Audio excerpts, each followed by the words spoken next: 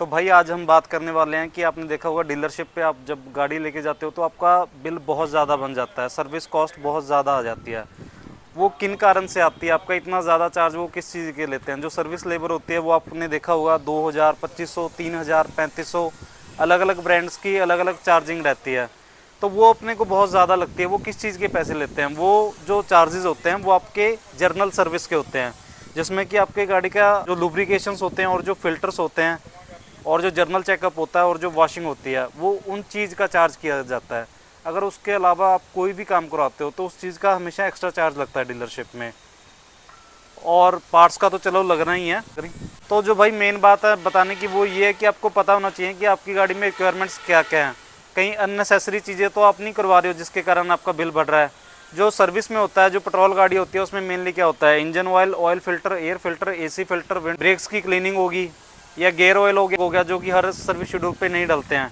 Diesel गाड़ी में 2 साल या 20,000 किलोमीटर डीजल फिल्टर ऐड हो जाता है।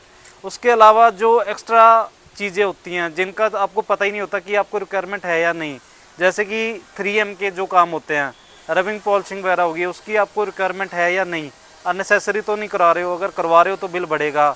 रबिंग पॉलिशिंग हो गया, ड्राई क्लीनिंग हो गया, ऐसी बहुत सारी चीज़ें होती हैं जिन चीज़ की आपको रिक्वायरमेंट्स होती नहीं है और आप करवाते हो जिससे कि आपका बिल बढ़ता है।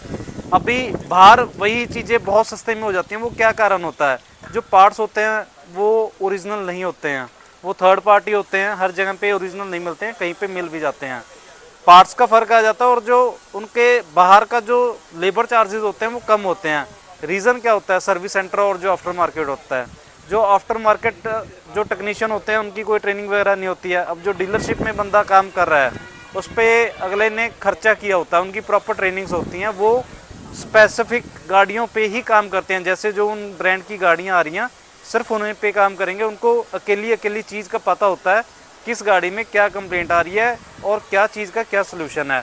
अभी जो अपने भाई आफ्टर मार्केट काम करते हैं वो भी बढ़िया काम करते हैं, लेकिन कुछ बंदे मिसगाइड भी कर देते हैं। उनको उन प्रॉब्लम्स का पता ही नहीं होता, वो कुछ और ही बता देते हैं। प्रॉब्लम कुछ होती है, बता कुछ और देते हैं। तो इन चीज़ों का बहुत फ़र्क पड़ता है। जो डीलरशिप में सर्विस चार्ज इसी चीज़ का होता है कि अगले ने इतना मेंटेनेंस लगा के सारा काम शुरू कर रखा है ना। टेक्नीशियंस की ट्रेनिंग भी होती है, उन्होंने बंदे भी रखे होते हैं। तो वो उस चीज़ का फ़र्क आ जाता है जो आपको डीलरशिप में महंगा चार्ज होता है। बात आप हमेशा याद रखो कि आज के टाइम पे हर जगह पे टारगेट है। कोई भी जॉब है, कोई भी प्रोफेशन है, हर कहीं पे टारगेट दिया ही जाता है। तो थोड़ा सा बोल सकते हो कि शायद उनका भी टारगेट होता होगा बिल बढ़ाने का। बाकी भाई मैं आपको बता दूं, दोबारा से बता रहा हूँ, पेट्रोल गाड़ी में क्या होता है। पेट्रोल गाड़ी में इंजन ऑयल डलता है, ऑयल फिल्टर डलता है, एयर फिल्टर डलता है, एसी फिल्टर डलता है, और आप ब्रेक्स की क्लीनिंग बोल सकते हो या थ्रॉटल बॉडी साफ़ करानी हो। थ्रॉटल बॉडी भी हर बारी ज़रूरत नहीं पड़ती है पेट्रोल गाड़ी में साफ़ कराने की। आप 20,000 किलोमीटर पे भी एक बारी साफ़ करवा सकते हो। पेट्रोल गाड़ी का engine oil, oil filter, air filter, AC filter और आप ब्रेक्स क्लीनिंग करवा सकते हो। इसमें आपका खर्चा कम बनेगा। अगर आपके पास में डीजल गाड़ी है तो आपका engine oil, oil filter, air filter, AC filter, diesel filter 2 साल या 20,000 किलोमीटर, ज़्यादातर यही सर्विस शेड्यूल होता है जो चेंज होता है। ये आपकी बेसिक चीज़ें हैं जो आपको, आप बोलते हो ना कि कम खर्चा बने, बेसिक सर्विस करानी है, ये चीज़ें बेसिक में आ जाती हैं। इस बेसिक में भाई अगर आपको मान के चलो आपकी गाड़ी वारंटी में है, नई गाड़ी है ना, आपको ज़्यादा खर्चा नहीं करना है तो आप सिर्फ ये चीज़ें कराओगे, आपका खर्चा कम बनेगा। अगर एक्स्ट्रा चीज़ें नहीं कराओगे तो इन चीज़ों को आप थोड़ा सा ध्यान में रखो, आपका खर्चा कम बनेगा। और थोड़ा सा आपको अवेयर भी होना चाहिए कि आपको पता होना चाहिए आपकी गाड़ी में क्या सर्विस के टाइम पे रिक्वायरमेंट है और क्या चीज़ों की नहीं है। अननेसेसरी कराने का कोई फ़ायदा नहीं है। पेट्रोल गाड़ी या कोई भी गाड़ी है, साल में एक बार सर्विस कराओ, या तो साल या 10,000 किलोमीटर। ज़्यादा चलती है तो टाइम से पहले करवा लो, 10,000 से ज़्यादा चलती है। इन चीज़ों का आपको ध्यान रखना चाहिए जिसके कारण आपका सर्विस का खर्चा कम आएगा। और अगर आपकी गाड़ी पुरानी हो चुकी है तो चलो आप आफ्टर मार्केट भी करवा सकते हो, उसमें ज़्यादा ही कम आएगा, लेकिन पार्ट्स हमेशा ओरिजिनल ही यूज़ करो आप। और जो टेक्नीशियन के पास में लेके जा रहे हो उसको आप पहले पता होना चाहिए कि वो बंदा काम कैसे करता है, उसका काम बढ़िया होना चाहिए, तो आपकी गाड़ी सही चलेगी।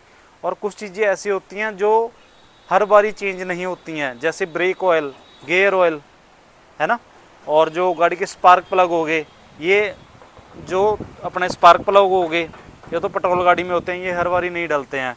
ब्रेक ऑयल डीजल में भी डलता है, पेट्रोल में भी डलता है, ये हर बारी चेंज नहीं होता है। और जो गियर ऑयल होता है वो भी हर बारी चेंज नहीं होता है। ये हर बारी चीज़ें डलवाने की रिक्वायरमेंट्स नहीं है आपको, तो इनको आप अवॉइड कर सकते हो। बेसिक चीज़ें मैंने आपको बता दी हैं। अगर एक्स्ट्रा खर्चा नहीं करना तो आप अपना जो आपको, जैसे कि मैंने बता दिया थोड़ा बहुत, अगर आपको रिक्वायरमेंट नहीं है तो आप अपना पेंट पॉलिश हो गया या रबिंग हो गया, इन चीज़ों को आप मतलब मना कर सकते हो अगर आपको नहीं चाहिए तो। कभी भी आप सर्विस कराते हो गाड़ी के पास में खड़े होकर सर्विस कराया करो, ताकि आपको पता हो कि गाड़ी की बेसिक चीज़ें आपको पता होनी चाहिए, गाड़ी में क्या डल रहा है क्या नहीं डल रहा है ना। वो चीज़ बहुत ज़रूरी है, आपको उससे नॉलेज भी मिलेगी और थोड़ा सा मतलब कि आपको पता रहता है कि हाँ यार ये चीज़ें होती हैं, इनमें ये काम होता है, इनका आपको काम पता लग जाएगा गाड़ी का सर्विसिंग का। और थोड़ा सा फ़र्क पड़ जाता है अगर आप पास में खड़ा होके करवा रहे हो। कुछ चीज़ें ऐसी होती हैं जो आप बोल के करवा सकते हो अगर आपको किसी में कोई प्रॉब्लम आती है। बता दूं, अगर नई गाड़ी का पहले 1000 किलोमीटर पे चेकअप होता है, जिसमें कि कुछ भी नहीं होता है, आपकी गाड़ी जनरल चेकअप और वॉशिंग होती है। सेकंड चेकअप जो होता है वो 5000 किलोमीटर पे होता है, उस पर भी कुछ नहीं होता है। जो ऑयल चेंज होता है गाड़ी का वो 10,000 पे होता है। 10,000 के बाद पे वो साल का सर्विस शेड्यूल बन जाता है, साल या 10,000 किलोमीटर का, अगर आप नई गाड़ी भी परचेज़ कर रहे हो। और नई गाड़ी अगर आप लंबे टाइम तक रख रहे हो तो आप क्या करवा सकते हो, मान के चलो आपकी गाड़ी मतलब कि गाड़ी का फर्श ख़राब ना हो, उसके लिए आप एंटी रस्ट कंपाउंड करवा सकते हो, जिससे कि आपकी गाड़ी लॉन्ग टर्म में बढ़िया सर्वाइव करती है। और साइलेंसर कोटिंग ज़रूर कराओ गाड़ी पे, जिससे साइलेंसर जो होता है वो रबड़ पार्ट होता है, उससे आपका गाड़ी का साइलेंसर ख़राब नहीं होगा। सबसे पहले हमेशा साइलेंसर ही रस्टिंग पकड़ता है गाड़ी में, जो मेन प्रॉब्लम आती है। बाकी भाई मिलते हैं जी नेक्स्ट वीडियो में किसी और बढ़िया कंटेंट के साथ में। Thank you.